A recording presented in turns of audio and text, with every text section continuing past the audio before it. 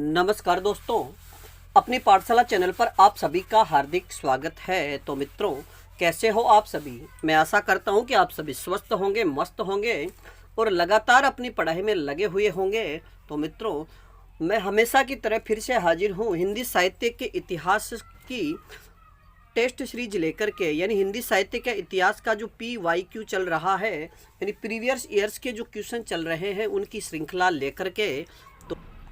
तुलसीदास को मुगल काल का सबसे बड़ा आदमी किसने कहा है? तुलसीदास को मुगल काल का सबसे बड़ा आदमी किसने कहा है? तो इसका सही उत्तर होगा विसेंट स्मिथ ने। आदमी की जगह आपको व्यक्ति भी लिखा हुआ मिल सकता है, लेकिन अगर आपसे प्रश्न पूछा जाए कि सबसे बड़ा लोक नायक, यानी तुलसीदास को लोक नायक किसने कहा है, तो इसका सही उत्तर होगा जॉर्ज ग्रियर्सन ने। अगला प्रश्न, तुलसीदास की किस रचना में भ्रमर गीत परंपरा का निर्वाह हुआ है? तुलसीदास की किस रचना में भ्रमर गीत परंपरा का निर्वाह हुआ है? तो इसका सही उत्तर होगा कृष्ण गीतावली में। अगला प्रश्न, पुष्टि मार्ग का संबंध किस दार्शनिक मत से है? यानी पुष्टि मार्ग का संबंध किस दार्शनिक मत से है? तो इसका सही उत्तर होगा शुद्धाद्वैतवाद से। अगला प्रश्न, कबीर काव्य में उपलब्ध कुंडलिनी योग के शब्द किसके प्रभाव से ग्रहित है? कि कबीर काव्य में उपलब्ध कुंडलिनी योग के शब्द किसके प्रभाव से ग्रहित है? तो इसका सही उत्तर होगा नाथ पंथ से। अगला प्रश्न, कबीर वाणी को बीजक में संकलित करने का श्रेय किसे जाता है? यानी कबीर की जो वाणी है उसे बीजक में, यानी बीजक नाम से संकलित करने का श्रेय किसे जाता है? तो इसका सही उत्तर होगा कबीर के शिष्य धर्मदास को। और कबीजक में साखी शब्द रमेनी, इन तीनों को संकलित किया गया है। अगला प्रश्न, अपना मस्तक काटी के वीर हुआ कबीर, भक्ति किस कवि, यानी ये पंक्ति किस कवि की है? अपना मस्तक काटी के वीर हुआ कबीर, यह पंक्ति किस कवि की है? तो इसका सही उत्तर होगा संत दादू दयाल की। अगला प्रश्न, अष्टपदी जोग ग्रंथ के रचयिता कौन है? अष्टपदी जोग ग्रंथ के रचयिता कौन है? तो इसका सही उत्तर होगा संत हरिदास निरंजनी। अगला प्रश्न, कृष्ण को रस रूप में तथा राधा को रति रूप में किस संप्रदाय में माना है?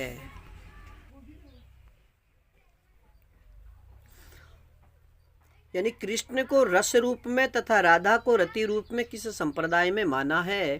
तो इसका सही उत्तर होगा वैष्णव सहजिया संप्रदाय। अगला प्रश्न, अनेकार्थ मंजरी के रचयिता कौन है? अनेकार्थ मंजरी के रचयिता कौन है? तो इसका सही उत्तर होगा नंददास।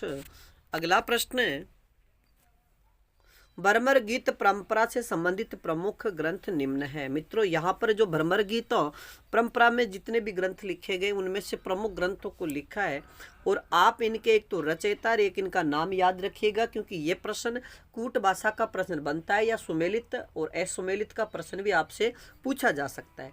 तो भ्रमर गीत नाम से, यानी जो भ्रमर गीत ये किसके द्वारा रचित है? तो सूरदास के द्वारा।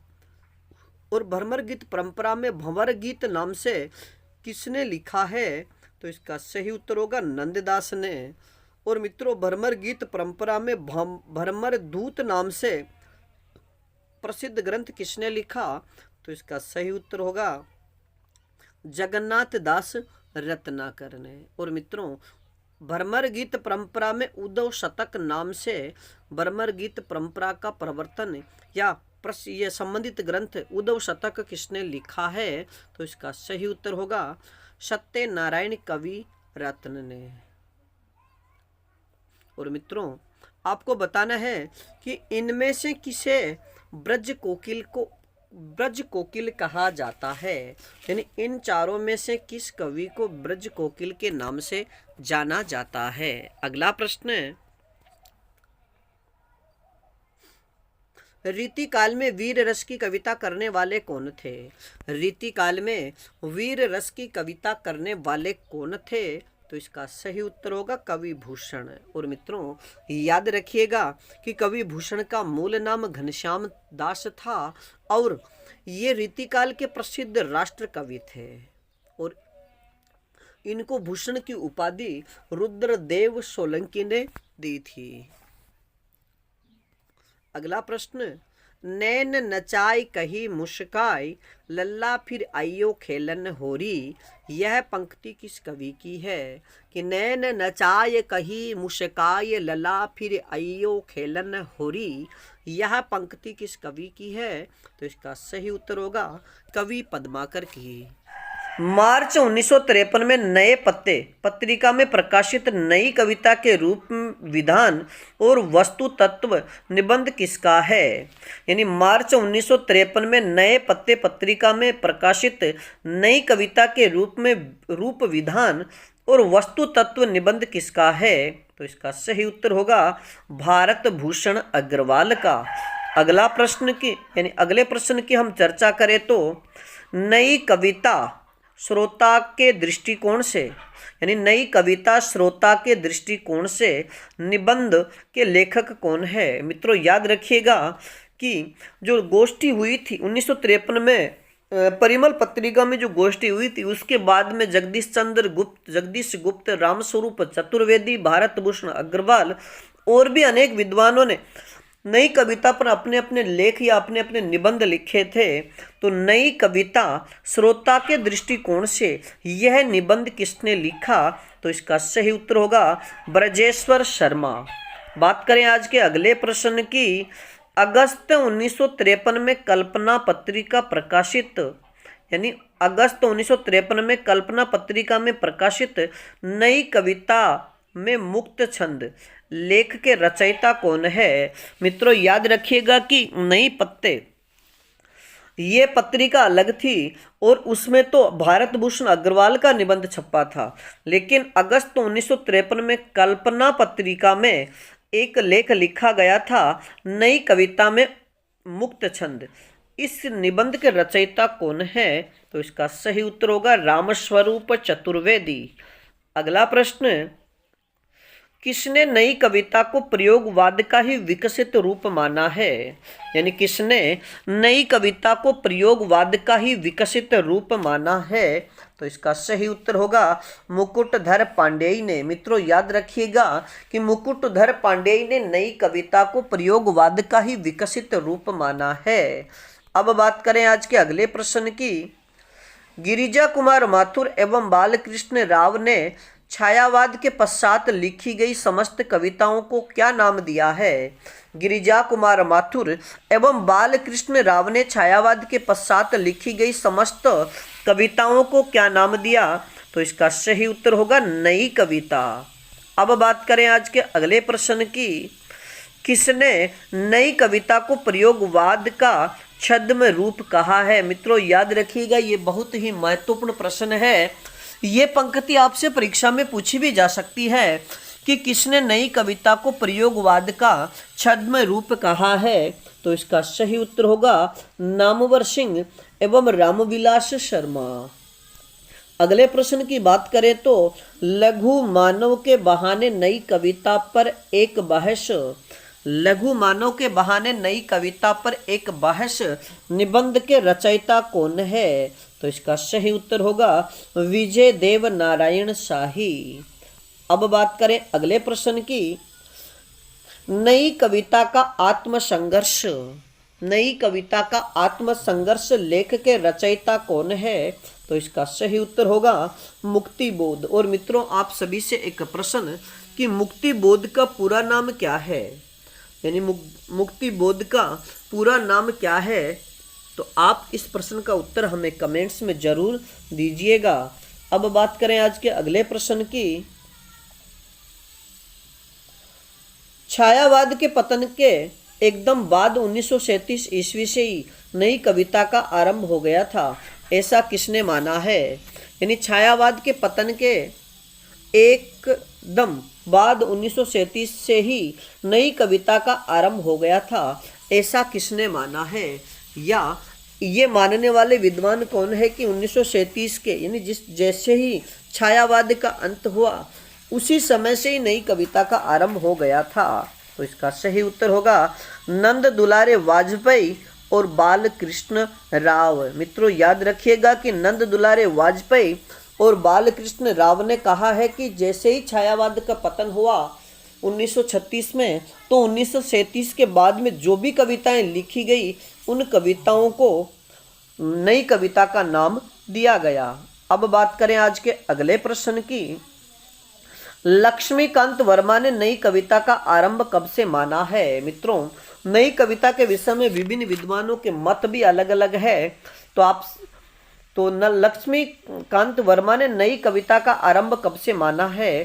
तो इसका सही उत्तर होगा 1951 में दूसरे सप्तक के प्रकाशन से। मित्रों याद रखिएगा कि सच्चिदानंद हीरानंद वात्स्यायन ने जो दूसरा सप्तक निकाला था 1951 में, उसी से नई कविता का आरंभ लक्ष्मीकांत वर्मा ने माना है। अगला प्रश्न, नई कविता प्रगतिवाद और प्रयोगवाद दोनों की विरासत से निर्मित संश्लेषण की कविता है, यह किसका कथन है? यानी नई कविता प्रगतिवाद और प्रयोगवाद दोनों की विरासत से निर्मित संश्लेषण की कविता है, यह किसका कथन है? तो इसका सही उत्तर होगा गिरिजा कुमार माथुर और रामस्वरूप चतुर्वेदी। बात करें आज के अगले प्रश्न की। डॉक्टर रामविलास शर्मा नई कविता की शुरुआत कब से मानते हैं? डॉक्टर रामविलास शर्मा नई कविता की शुरुआत कब से मानते हैं? तो इसका सही उत्तर होगा 1954 में नई कविता नामक पत्रिका के प्रकाशन से। मित्रों याद रखिएगा डॉक्टर रामविलास शर्मा नई कविता की शुरुआत 1954 में नई कविता नामक पत्रिका जिसका प्रकाशन डॉक्टर जगदीश गुप्त ने किया था से मानते हैं। अब बात करें आज के अगले प्रश्न की। नई कविता संपूर्ण जीवन की कविता है, केवल महिमाशाली अंशों तक वह अपने को सीमित नहीं रखती। यानी नई कविता संपूर्ण जीवन की कविता है, केवल महिमाशाली अंशों तक वह अपने को सीमित नहीं रखती, यह किसका कथन है? तो इसका सही उत्तर होगा रामस्वरूप चतुर्वेदी। अगला प्रश्न, कविता में नवीनता की उत्पत्ति सच्ची कविता लिखने की आकांक्षा से होती है। यानी कविता में नवीनता की उत्पत्ति सच्ची कविता लिखने की आकांक्षा से होती है। नई कविता के विषय में यह कथन किस आलोचक का है? तो इसका सही उत्तर होगा डॉक्टर जगदीश गुप्त का। अब बात कर नमस्कार दोस्तों, अपनी पाठशाला चैनल पर आप सभी का हार्दिक स्वागत है। तो कैसे हो मित्रों? मैं आशा करता हूं कि आप सभी स्वस्थ होंगे, मस्त होंगे और निरंतर अपनी पढ़ाई में लगे हुए होंगे। तो मित्रों मैं फिर से हाजिर हूं एक नई क्लास के साथ में, और आज का अपना टॉपिक होगा हिंदी गद्य साहित्य का उद्भव और विकास। यानी आज की कक्षा में हम चर्चा करने वाले हैं गद्य साहित्य को लेकर के, और गद्य साहित्य का जो प्रारंभिक उद्भव और विकास है आज की कक्षा में उन्हीं की चर्चा करेंगे। क्योंकि कल एक दो भाई बहनों का कमेंट्स आया था कि सर आप गद्य साहित्य भी करवा दीजिए, तो हम आज की कक्षा से शुरू कर रहे हैं गद्य साहित्य का उद्भव और विकास। इसके बाद पढ़ेंगे कहानी विधा, निबंध विधा, उपन्यास विधा, जितनी भी यात्रा वृत्तांत संस्मरण है, इन सभी का अध्ययन करते रहेंगे। और मित्रों साथ साथ में प्रगतिवाद, छायावाद, द्विवेदी युग, इनके जो लेखक और कवि हैं इनका जीवन परिचय भी पढ़ते रहेंगे। तो मित्रों शुरू करें आज की क्लास का पहला प्रश्न। चंपू काव्य, और मित्रों याद रखिएगा चंपू काव्य यानी गद्य पद्य मिश्रित जो रचना होती है उसे हम चंपू काव्य कहते हैं। तो चंपू काव्य की प्राचीनतम रचना कौन सी है? चंपू काव्य की प्राचीनतम रचना कौन सी है? यानी गद्य पद्य मिश्रित जो प्रथम रचना है वह कौन सी है? तो इसका सही उत्तर होगा राउल वेल। और इस राउल वेल के रचयिता का नाम पूछ लिया जाए तो रोड़ा कवि यानी राउल वेल की रचना रोड़ा कवि ने की थी। और मित्रों, बहुत ही महत्वपूर्ण प्रश्न है कि राउल वेल से ही हिंदी में नखशिख जो परंपरा है उसका परिवर्तन हुआ था। यानी आपसे प्रश्न पूछ लिया जाए कि किस रचना से हिंदी की नखशिख परंपरा का परिवर्तन हुआ, तो इसका सही उत्तर होगा फिर राउल वेल। अब बात करें आज के अगले प्रश्न की।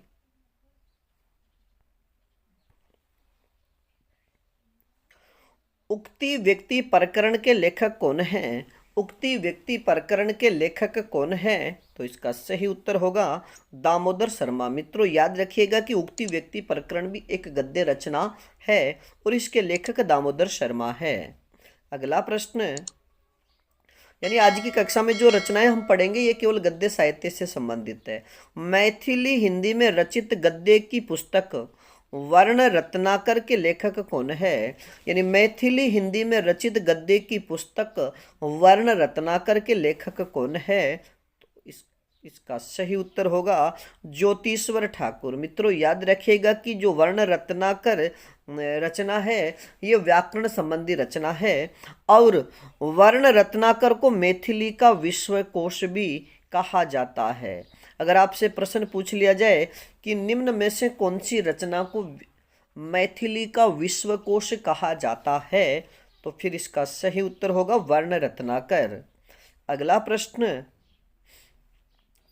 ब्रज भाषा में रचित गद्य की प्रमुख भक्तिकालीन रचनाएं कौन कौन से हैं?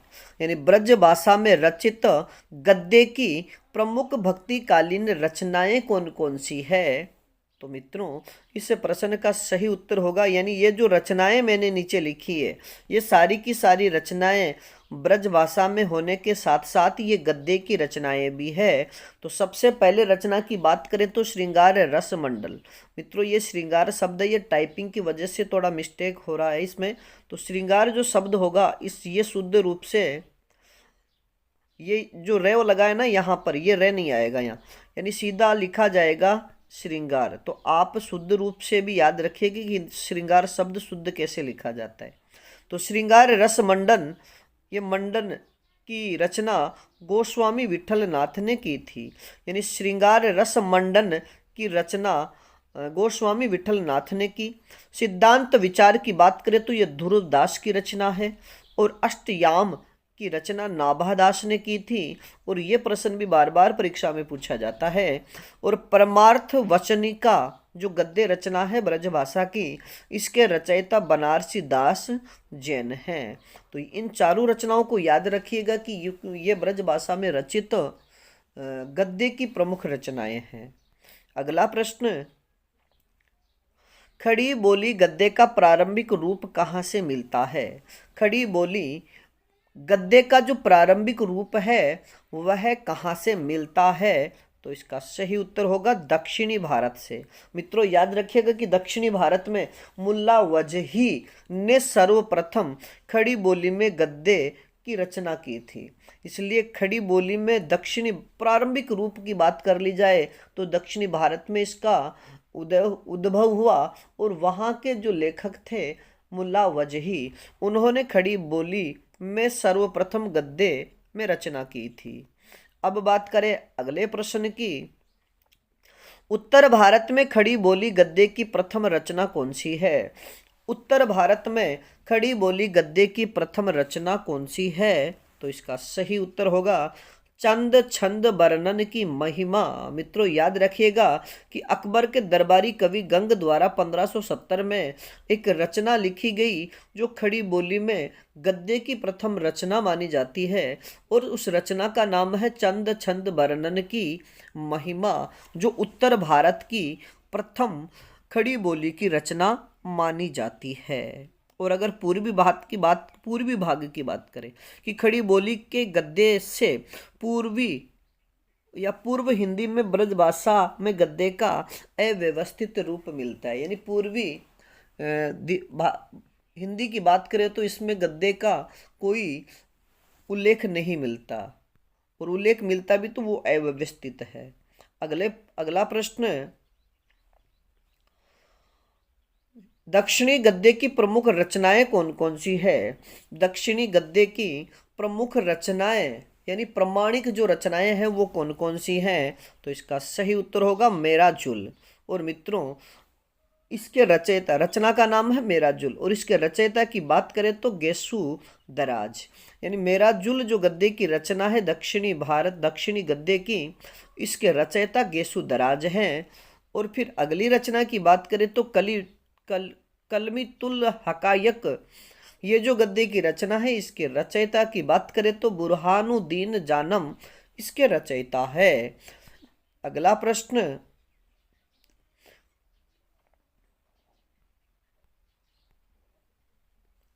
राजस्थानी गद्य रचनाओं में अचल दास खींचीरी वचनिका का लेखक कौन है? यानी राजस्थानी गद्य रचनाओं में अचल दास खींचीरी वचनिका के लेखक कौन है? तो मित्रों, इसका सही उत्तर होगा शिवदास चारण। यानी राजस्थानी गद्य रचनाओं की अगर आपसे प्रश्न पूछ लिया जाए कि राजस्थानी में गद्य रचनाओं कि राजस्थानी में गद्य प्राप्त गद्य रचना कौन सी है, तो अचल दास खींचीरी वचनिका और इसके लेखक शिवदास चारण। अब बात करें आज के अगले प्रश्न की।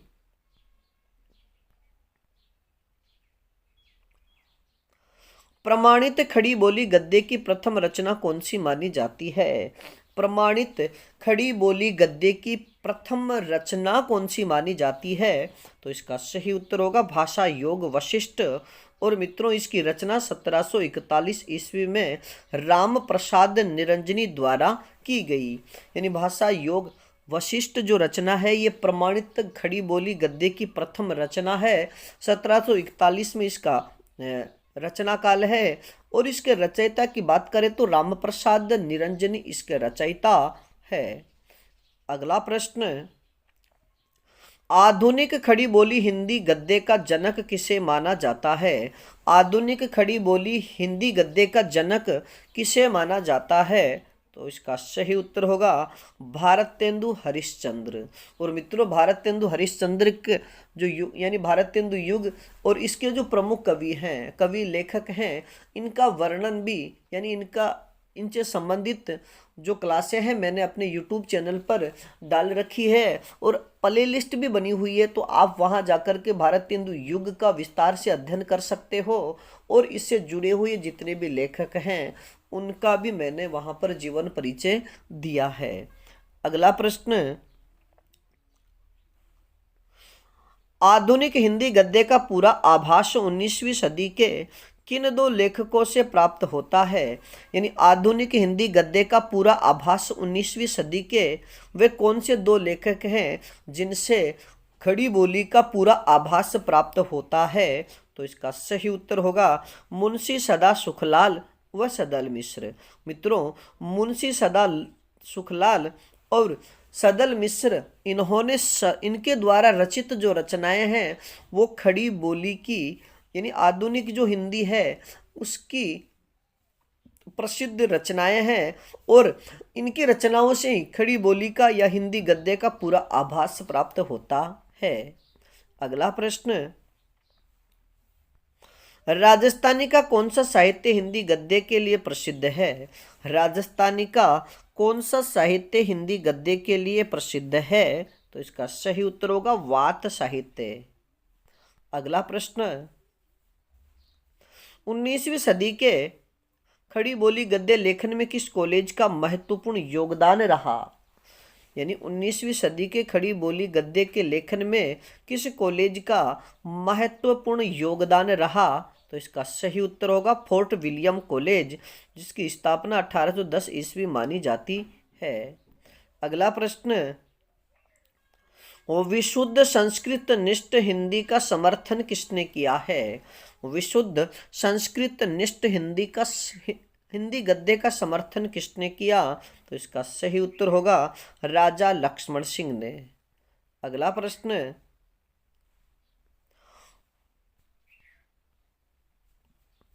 पद्म पुराण रचना के रचयिता कौन है? यानी पद्म पुराण भाषानुवाद रचना के रचयिता कौन है? तो इसका सही उत्तर होगा पंडित दौलत राम। अगला प्रश्न, गोस्वामी गोकुल नाथ द्वारा ब्रजभाषा गद्य में रचित पुस्तक कौन कौन सी है? यानी गोस्वामी गोकुल नाथ द्वारा ब्रजभाषा गद्य में रचित पुस्तकें कौन कौन सी है? तो इसका सही उत्तर होगा 84 वैष्णवन की वार्ता, और दूसरी रचना है 252 वैष्णवन की वार्ता। अगला प्रश्न, गद्य रचना सूरदास की वार्ता के रचयिता कौन है? गद्य रचना सूरदास की वार्ता के रचयिता कौन है? तो इसका सही उत्तर होगा हरि राय। अगला प्रश्न, 19वीं सदी के प्रारंभ में खड़ी बोली गद्य के 4 लेखक कौन कौन से माने गए हैं? 19वीं सदी के प्रारंभ में खड़ी बोली गद्य के 4 लेखक कौन कौन से माने गए हैं, या फिर खड़ी बोली को एक साथ आगे बढ़ाने वाले 4 लेखक या लेखक चतुष्टय कौन माने गए हैं? तो मित्रों, मुंशी, पहले लेखक की बात करें तो मुंशी सदा सुखलाल, दूसरे ईसा अल्लाह खां, तीसरे लेखक लल्लू लाल, और चौथे हैं सदल मिश्र। मित्रों, इन चारों लेखकों का नाम याद रखिएगा, क्योंकि इनसे वस्तुनिष्ठ प्रश्न पूछा जाता है कि निम्न में से कौन सा लेखक हिंदी खड़ी बोली गद्य को आगे बढ़ाने वालों में शामिल नहीं है। तो इन चारों को याद रखिएगा, मुंशी सदा सुखलाल, ईसा अल्लाह खां, लल्लू लाल और सदल मिश्र। अगला प्रश्न, सदा सुखलाल की खड़ी बोली गद्य की रचना कौन सी है? सदा सुखलाल की खड़ी बोली गद्य की रचना कौन सी है? तो इसका सही उत्तर होगा सुख सागर। अगला प्रश्न, वाद की समय सीमा क्या मानी गई है? प्रयोगवाद की समय सीमा क्या मानी गई है? तो इसका सही उत्तर होगा 1943 ईस्वी से 1952 ईस्वी तक। यानी प्रयोगवाद की जो समय सीमा है वो 1943 से लेकर 1952 ईस्वी तक है। अगला प्रश्न, हिंदी में प्रयोगवाद का आगमन किस आंदोलन के फलस्वरूप हुआ? यानी हिंदी में प्रयोगवाद का आगमन किस आंदोलन के फलस्वरूप हुआ? तो इसका सही उत्तर होगा ब्रिटेन के न्यू सिग्नेचर आंदोलन के तहत। यानी ब्रिटेन में एक आंदोलन चला था, उसका नाम था न्यू सिग्नेचर, और उसी आंदोलन की तर्ज पर हिंदी में एक आंदोलन का आगमन हुआ, उसका नाम है प्रयोगवाद। मित्रों, आप याद रखिएगा कि हिंदी में प्रयोगवाद का आगमन ब्रिटेन के न्यू सिग्नेचर आंदोलन के फलस्वरूप माना जाता है।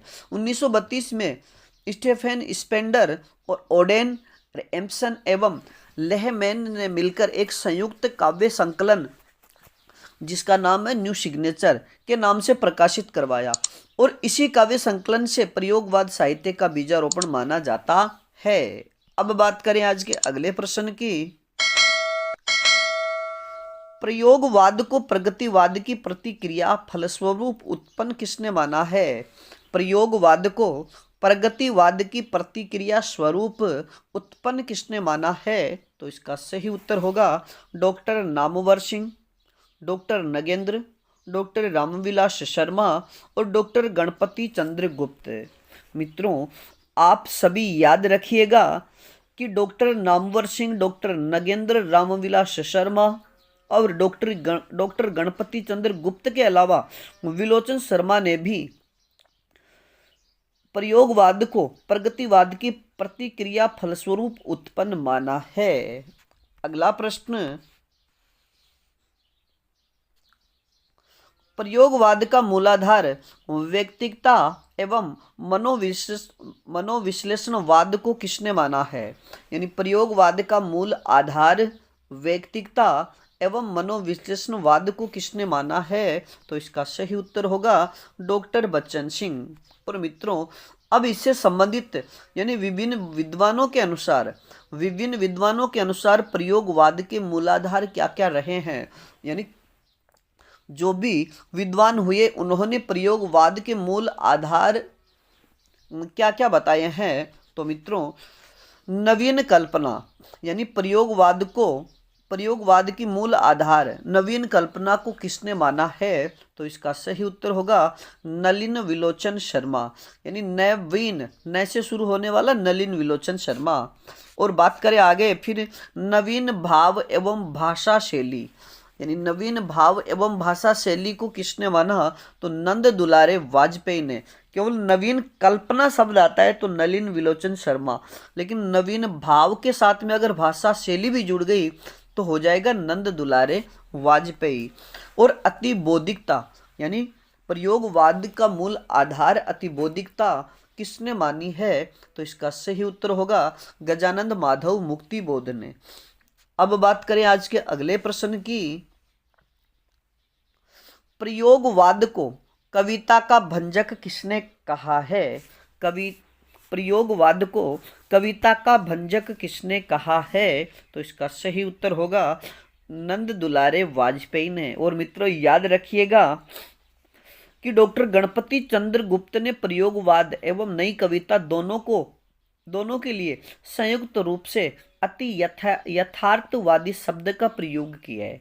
अगर आपसे प्रश्न पूछ लिया जाए कि प्रयोगवाद के लिए अति यथार्थवादी शब्द का प्रयोग किसने किया? तो इसका सही उत्तर होगा डॉक्टर गणपति चंद्र गुप्त।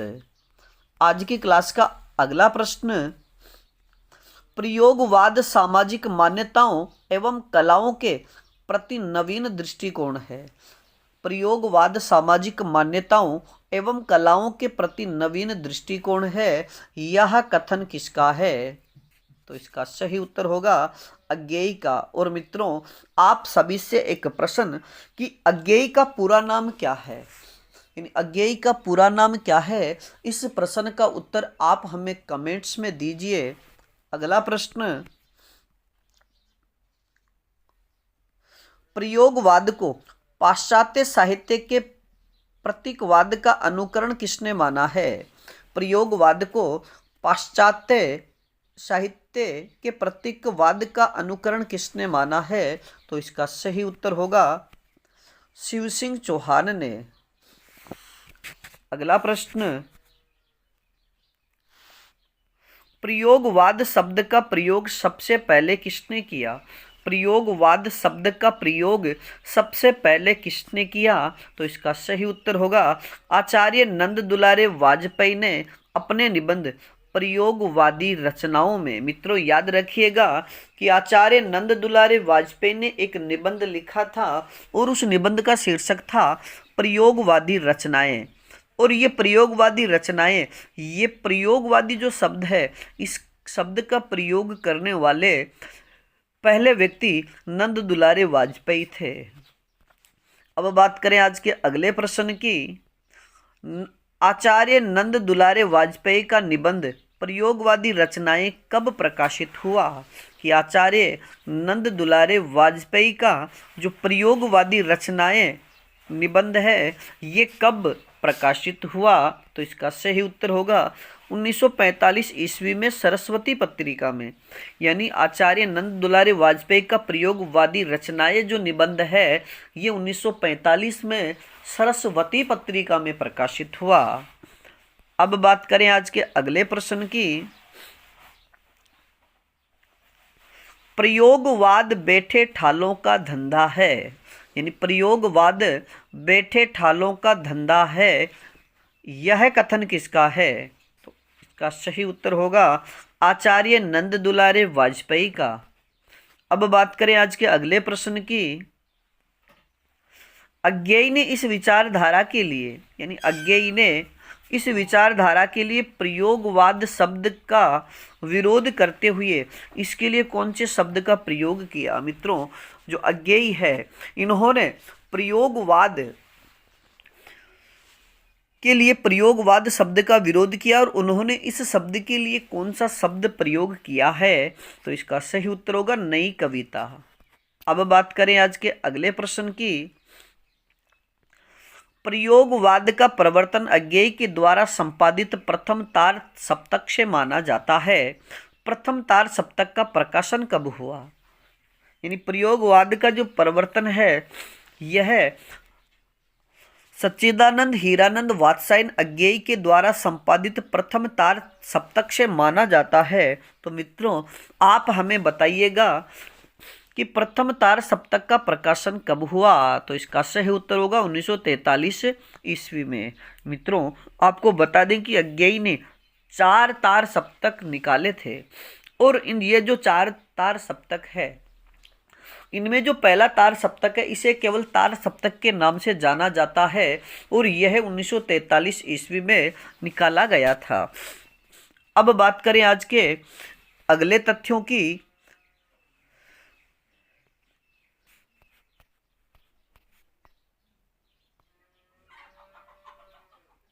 यानी अज्ञेय द्वारा संपादित तार सप्तक निम्न प्रकार हैं।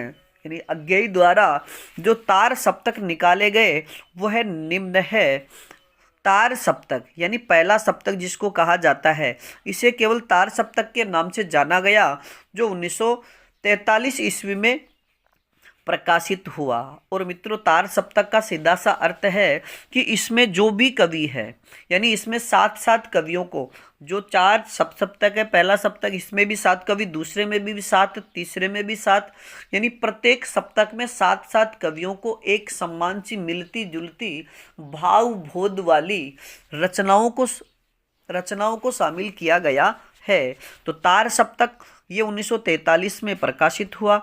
दूसरे सप्तक की बात करें तो ये 1951 में प्रकाशित हुआ। तीसरे सप्तक की बात करें तो ये 1959 में और चौथे सप्तक की बात करें तो ये 1979 में प्रकाशित हुआ। और मित्रों तार सप्तक के जो कवि हैं और चारों तार सप्तकों के कवियों का विवरण हम आपके लिए एक ट्रिक के माध्यम से समझाने की कोशिश करेंगे। और इसके लिए आपके लिए यानी तार सप्तक के जितने भी कवि हैं इनकी एक अलग से क्लास आपके लिए बना देंगे और वो भी एक ट्रिक के साथ में, जिससे सारे के सारे कवि आपको याद हो जाएंगे। अब बात करें आज के अगले प्रश्न की। तार सप्तक मूलतः किसके मस्तिष्क की उपज थी। यानी तार सप्तक मूलतः किसके मस्तिष्क की उपज थी। तो इसका सही उत्तर होगा प्रभाकर माचवे। मित्रों जो तार सप्तक है ये मूलतः प्रभाकर माचवे की मस्तिष्क की उपज थी, लेकिन इसका जो प्रवर्तक है परंतु इसका प्रवर्तक या संपादक अज्ञेय रहे। अब बात करें आज के अगले प्रश्न की। प्रयोगवाद हमारे लिए साध्य नहीं अपितु साधन है।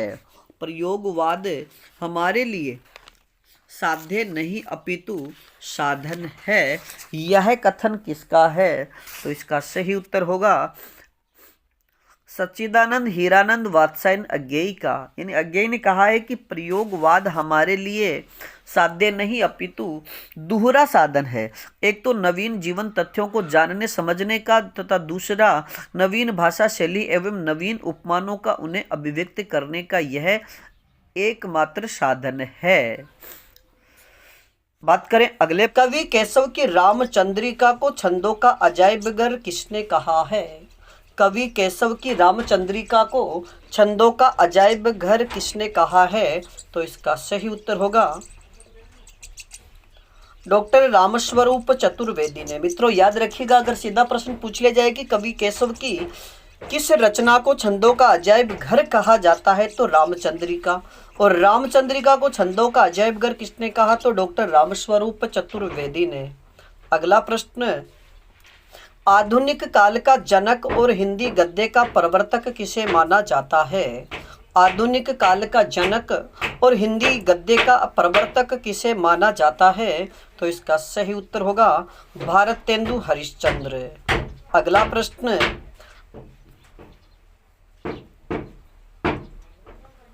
अष्टछाप का जहाज किसे कहा जाता है। अष्टछाप का जहाज किसे कहा जाता है। तो इसका सही उत्तर होगा कवि सूरदास को। मित्रों याद रखिएगा कि अष्टछाप का जहाज सूरदास को कहा जाता है, लेकिन आप सभी से एक प्रश्न कि सूरदास को अष्टछाप का जहाज किसने कहा है और अष्टछाप की स्थापना कब की गई। तो इस प्रश्न का उत्तर आप हमें कमेंट्स में दीजिएगा। अगला प्रश्न। अपभ्रंश का वाल्मीकि किसे कहा जाता है? अपभ्रंश का वाल्मीकि किसे कहा जाता है? तो इसका सही उत्तर होगा स्वयंभू को। और मित्रों याद रखिएगा कि स्वयंभू की जो रचना है उसका नाम है पवम चर्यु, जिसमें राम कथा का वर्णन है। इस वजह से उसे यानी स्वयंभू को अपभ्रंश का वाल्मीकि कहा जाता है। अगला प्रश्न, अवधी भाषा की पहली रचना कौन सी मानी जाती है? अवधी भाषा की पहली रचना कौन सी मानी जाती है? तो इसका सही उत्तर होगा चंदायन। और मित्रों चंदायन के रचयिता की बात करें तो चंदायन के रचयिता मुल्ला दाऊद हैं। अगला प्रश्न है, विशुद्ध संस्कृत निष्ठ हिंदी के समर्थक कौन थे? विशुद्ध संस्कृत निष्ठ हिंदी के समर्थक कौन थे? तो इसका सही उत्तर होगा राजा लक्ष्मण सिंह। अगला प्रश्न है, हिंदी शब्द किस भाषा का शब्द है? हिंदी किस भाषा का शब्द है? तो इसका सही उत्तर होगा फारसी भाषा का। और मित्रों याद रखिएगा कि जो हिंदी शब्द है यह किसने दिया है? तो हिंदी शब्द देने वाले ईरानी थे। ईरानियों ने हिंदी शब्द दिया है और यह फारसी भाषा का शब्द है। अगला प्रश्न, किस भाषा को कोसली और बेसवाड़ी भी कहा जाता है? किस भाषा को कोसली या बेसवाड़ी भी कहा जाता है? तो इसका सही उत्तर होगा अवधी भाषा को। अगला प्रश्न है, साहित्य की दृष्टि से हिंदी के महत्वपूर्ण बोली कौन सी है? साहित्य की दृष्टि से हिंदी की महत्वपूर्ण बोली कौन सी है? तो इसका सही उत्तर होगा ब्रज भाषा। मित्रों याद रखिए ब्रज भाषा में जितना साहित्य लिखा गया और उतना साहित्य और किसी भाषा में नहीं लिखा गया।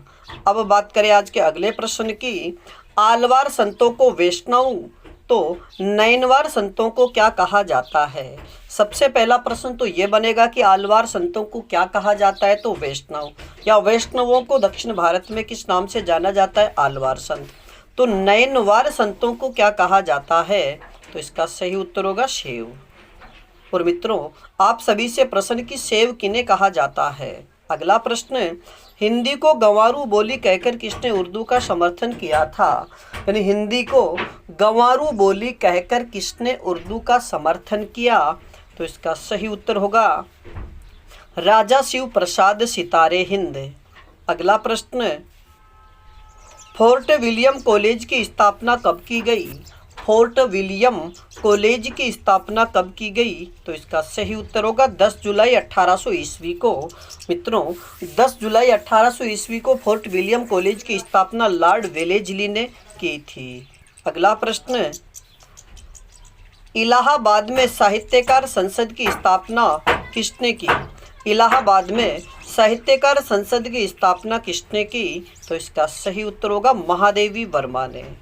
अगला प्रश्न, 84 सिद्धों में सबसे ऊंचा स्थान किसका माना जाता है? 84 सिद्धों में सबसे ऊंचा स्थान किसका माना जाता है? तो इसका सही उत्तर होगा लुईपा। मित्रों याद रखिएगा कि सिद्धों की संख्या कितनी है? तो 84। और सिद्धों की अगर भाषा की बात कर ली जाए कि सिद्धों ने कौन सी भाषा का प्रयोग किया, तो संध्या भाषा। लेकिन सिद्धों में सबसे ऊंचा स्थान अगर आपसे पूछा जाता है तो इसका सही उत्तर होगा लुईपा। और मित्रों जितने भी सिद्ध है उन सिद्धों के नाम के पीछे आपको पा जरूर मिलेगा। अगला प्रश्न, हिंदी के आरंभिक रूप को सर्वप्रथम अवहट किसने कहा है? हिंदी के आरंभिक रूप को सर्वप्रथम अवहट किसने कहा? तो इसका सही उत्तर होगा भोले शंकर व्यास ने। अगला प्रश्न, मधुमालती की रचना किसने की? मधुमालती की रचना किसने की? तो इसका सही उत्तर होगा मंझन ने 1545 ईस्वी में। मित्रों सूफी काव्य मधुमालती की रचना मंझन ने 1545 ईस्वी में की। लेकिन अगर इसका नायक आपसे पूछा जाता है कि मधुमालती का नायक कौन है, तो मनोहर, और नायिका की अगर बात की जाती है तो नायिका मधुमालती है। अगला प्रश्न, जायसी ने पद्मावत की रचना कब की थी? यानी मलिक मोहम्मद जायसी ने पद्मावत की रचना कब की? तो इसका सही उत्तर होगा 1540 ईस्वी में शेरशाह सूरी के समय में। अगला प्रश्न, हंसावली के रचयिता कौन हैं? हंसावली के रचयिता कौन हैं? तो इसका सही उत्तर होगा असायत कवि। और मित्रों, असायत कवि ने हंसावली की रचना 1370 ईस्वी में की थी। अगला प्रश्न, चित्रावली की रचना किसने व कब की? चित्रावली की रचना किसने व कब की? तो इसका सही उत्तर होगा उस्मान ने, यानी कवि उस्मान ने 1613 ईस्वी में चित्रावली की रचना की थी। और मित्रों, इसका नायक की अगर बात कर ली जाए तो इसका नायक सुजान था, तो इसकी नायिका चित्रावली है। अगला प्रश्न, किस रचना में परमर्दी देव के सामंत आलाहा और उदल की वीरता का वर्णन है? किस रचना में परमर्दी देव के सामंत आला और उदल की वीरता का वर्णन है? तो इसका सही उत्तर होगा परमाल रासो। और मित्रों, याद रखिएगा कि परमाल रासो के रचयिता जगनिक थे। अगला प्रश्न, मलिक मोहम्मद जायसी ने किस रचना में देवनागरी लिपि के एक एक वर्ण को लेकर सैद्धांतिक बातें कही है? यानी मलिक मोहम्मद जायसी ने किस रचना में देवनागरी लिपि के एक एक वर्ण को लेकर सैद्धांतिक बातें कही? तो इसका सही उत्तर होगा अखरावट में। और मित्रों, आप सभी से एक प्रश्न कि मलिक मोहम्मद ने अपनी किस रचना में कयामत का वर्णन किया है? तो इस प्रश्न का उत्तर आप हमें कमेंट्स में दीजिएगा। अगला प्रश्न, अष्टछाप के सबसे वरिष्ठ और सबसे कनिष्ठ कवि कौन हैं? अष्टछाप के सबसे वरिष्ठ व कनिष्ठ कवि कौन हैं? तो इसका सही उत्तर होगा कुंभनदास व नंददास। मित्रों, अष्टछाप के सबसे वरिष्ठ कवि की अगर बात की जाए तो कुंभनदास, और सबसे कनिष्ठ कवि की बात की जाए तो नंददास है। अगला प्रश्न, नाथ संप्रदाय एवं संत संप्रदाय के या संत काव्य के बीच की कड़ी माना जाता है? यानी किस संप्रदाय को नाथ संप्रदाय और संत काव्य के बीच की कड़ी माना जाता है? तो इसका सही उत्तर होगा निरंजनी संप्रदाय के। अगला प्रश्न, सूरदास की कौन सी रचना सर्वाधिक विवादास्पद रही? यानी भक्ति काल की सगुण काव्य धारा के कृष्ण भक्त कवि सूरदास की वह कौन सी रचना है जो सर्वाधिक विवादित रही? तो इसका सही उत्तर होगा साहित्य लहरी। और मित्रों, याद रखिएगा कि सूरदास की 3 रचनाएं प्रमुख है, सूर सागर, सूर सारावली और साहित्य लहरी। और साहित्य लहरी नायिका भेद से संबंधित रचना है। अगला प्रश्न, सर्वाधिक प्रेमाख्यानों की रचना करने वाले कवि कौन हैं? सर्वाधिक प्रेमाख्यानक काव्यों की रचना करने वाले कवि कौन हैं?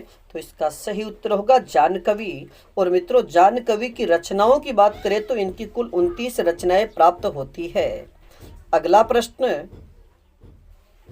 आचार्य रामचंद्र शुक्ल ने जीवनोत्सव का कवि किसे कहा है? आचार्य रामचंद्र शुक्ल ने जीवनोत्सव का कवि किसे कहा है?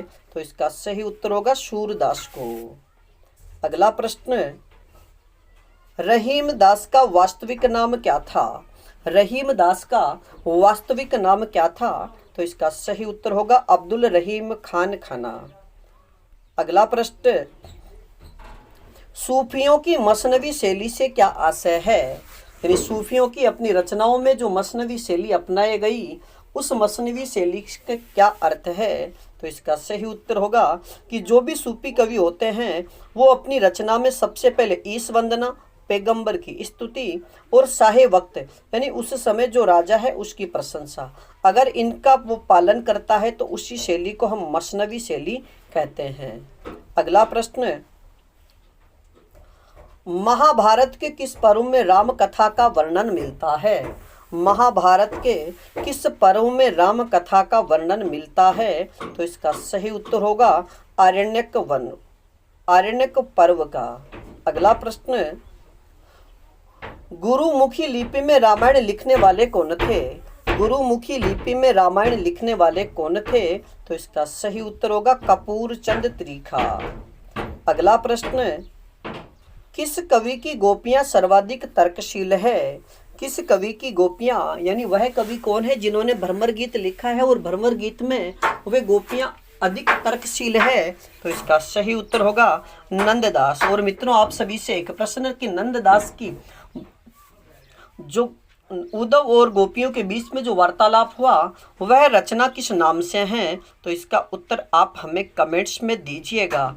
अगला प्रश्न, कवि आलम की प्रेमिका का नाम क्या था? कवि आलम की प्रेमिका का नाम क्या था? तो इसका सही उत्तर होगा शेख रंगरेजिन। मित्रों याद रखिएगा कि शेख रंगरेजिन मुस्लिम समुदाय से थी, तो आलम हिंदू संप्रदाय में, हिंदू धर्म में ब्राह्मण जाति से थे।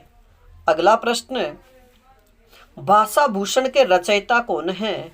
भाषा भूषण के रचयिता कौन है? तो इसका सही उत्तर होगा जसवंत सिंह। और मित्रों याद रखिएगा कि भाषा भूषण में कुल 212 दोहे हैं। अगला प्रश्न, भारत तेंदु हरिश्चंद्र उर्दू में किस नाम से रचनाएं लिखते थे? भारत तेंदु हरिश्चंद्र उर्दू में किस नाम से रचनाएं लिखते थे? तो इसका सही उत्तर होगा रस्सा उपनाम से। अगला प्रश्न, शुद्ध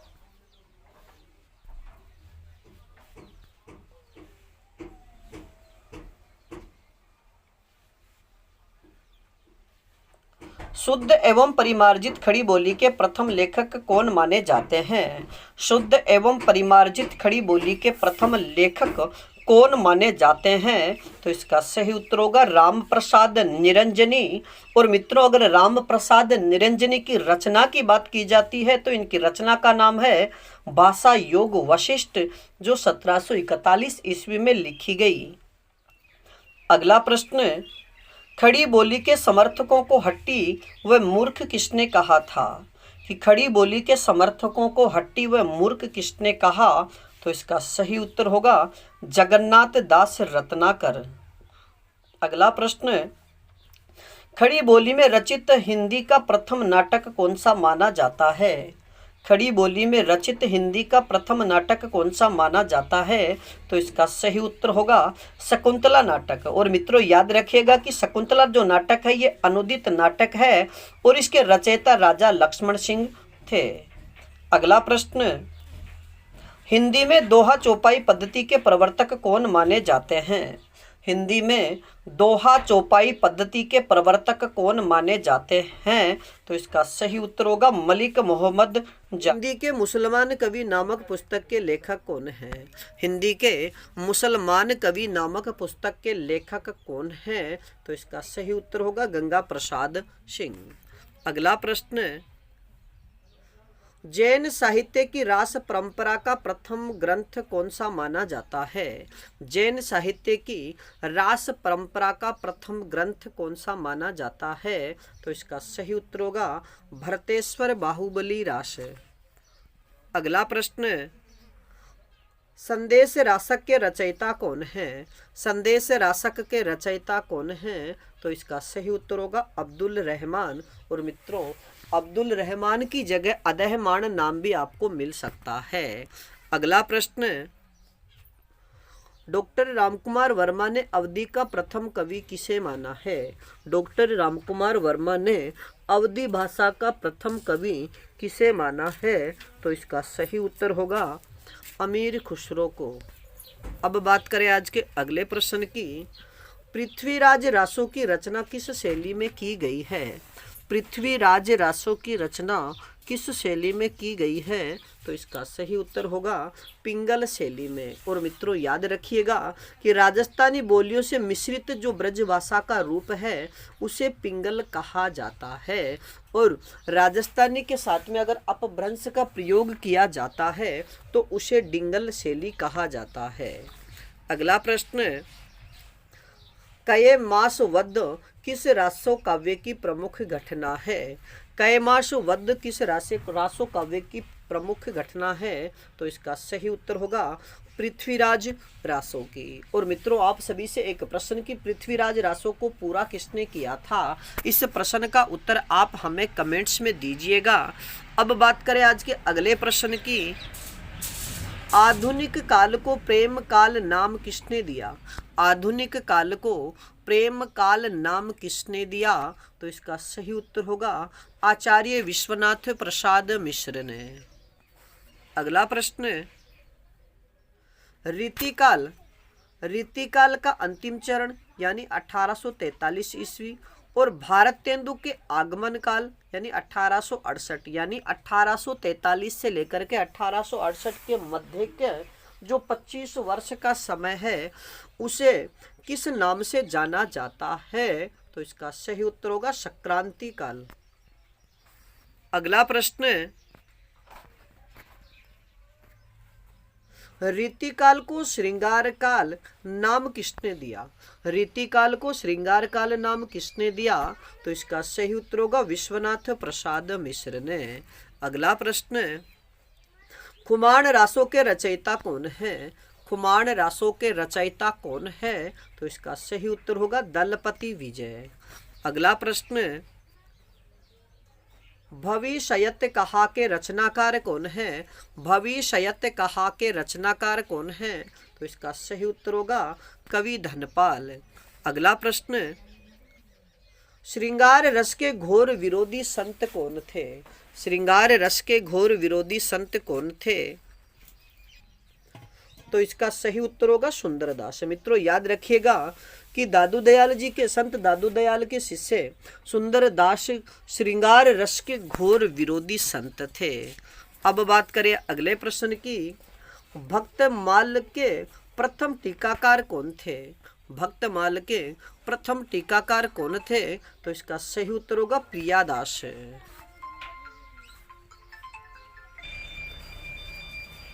यानी भक्तमाल के प्रथम टीकाकार कौन थे? तो इसका सही उत्तर होगा प्रियादास है। अगला प्रश्न, खड़ी बोली के समर्थकों को हट्टी व मूर्ख किसने कहा? खड़ी बोली के समर्थकों को हट्टी व मूर्ख किसने कहा? तो इसका सही उत्तर होगा जगन्नाथ दास रत्नाकर ने। अब बात करें आज के अगले प्रश्न की, शुद्ध एवं परिमार्जित खड़ी बोली के प्रथम लेखक कौन है? शुद्ध एवं परिमार्जित खड़ी बोली के प्रथम लेखक कौन है? तो इसका सही उत्तर होगा राम प्रसाद निरंजनी। अब बात करें आज के अगले प्रश्न की, हिंदी के प्रथम रिपोर्टाज लेखक कौन माने जाते हैं? हिंदी के प्रथम रिपोर्टाज लेखक कौन माने जाते हैं? तो इसका सही उत्तर होगा शिवदान सिंह चौहान। अगला प्रश्न, सवैयों के शहंशाह किस कवि को कहा जाता है? सवैयों के शहंशाह किस कवि को कहा जाता है? तो इसका सही उत्तर होगा कवि रसखान को। और मित्रों आप सभी से एक प्रश्न की रसखान का मूल नाम क्या था? इस प्रश्न का उत्तर आप हमें कमेंट्स में दीजिएगा।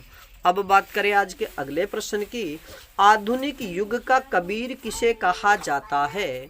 आधुनिक युग का कबीर किसे कहा जाता है? तो इसका सही उत्तर होगा नागार्जुन को।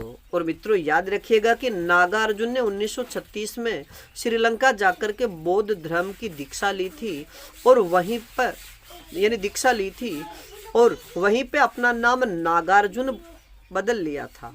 वैसे इनका मूल नाम की बात करें तो इनका मूल नाम वैद्यनाथ मिश्र था। अगला प्रश्न, हिंदी के प्रथम वैज्ञानिक कहानी कौन सी मानी जाती है? हिंदी की प्रथम वैज्ञानिक कहानी कौन सी मानी जाती है? तो इसका सही उत्तर होगा चंद्रलोक की यात्रा। अगला प्रश्न, भाषा का जादूगर यानी भाषा का जादूगर किसे कहा जाता है? तो इसका सही उत्तर होगा शिव पूजन सहाय को। अगला प्रश्न, आचार्य रामचंद्र शुक्ल ने छायावाद का जनक किसे कहा है?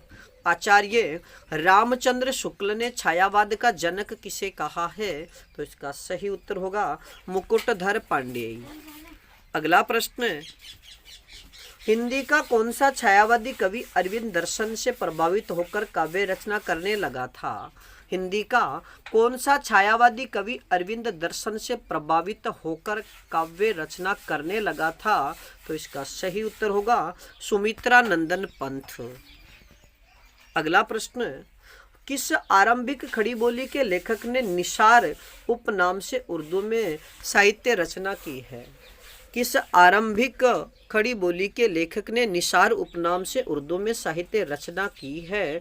तो इसका सही उत्तर होगा मुंशी सदा सुखलाल ने। अगला प्रश्न, राजा लक्ष्मण सिंह का खड़ी बोली के स्वरूप संबंधी क्या मत था, यानी राजा लक्ष्मण सिंह का जो खड़ी बोली है उसके विषय में क्या मत था, तो इसका सही उत्तर होगा विशुद्ध संस्कृत निष्ठ हिंदी, यानी राजा लक्ष्मण सिंह विशुद्ध संस्कृत निष्ठ हिंदी के समर्थक थे। अगला प्रश्न, नव भक्तमाल के रचयिता कौन है, नव भक्तमाल के रचयिता कौन है, तो इसका सही उत्तर होगा राधाचरण गोस्वामी। अगला प्रश्न, हमारो उत्तम भारत देश नामक कविता की रचना किसने की, हमारो उत्तम भारत देश रचना कविता की रचना किसने की, तो इसका सही उत्तर होगा राधाचरण गोस्वामी ने। तो मित्रों आज के लिए इतना ही, बाकी फिर मिलेंगे एक नए टॉपिक के साथ में। तब तक आप अपने अध्ययन में जुटे रहिएगा और अपनी पाठशाला बाय BN सर चैनल पर नए हो तो हमारे चैनल को लाइक, सब्सक्राइब और अपने मित्रों तक शेयर जरूर कीजिएगा। धन्यवाद।